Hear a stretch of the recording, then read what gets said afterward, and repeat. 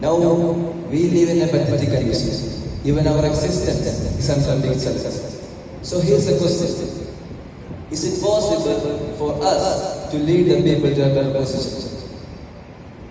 So to begin with, we need a gradual development of self. This is total idea of Islam, purification of heart and mind. This is Allah says in Holy Quran. Allah will never change a society until they change themselves. Allah will never change a society until they change themselves. Now we live in a pathetic condition. Even our existence is unfulfilled itself. So here's the question. Is it possible for us to lead the people to a better position?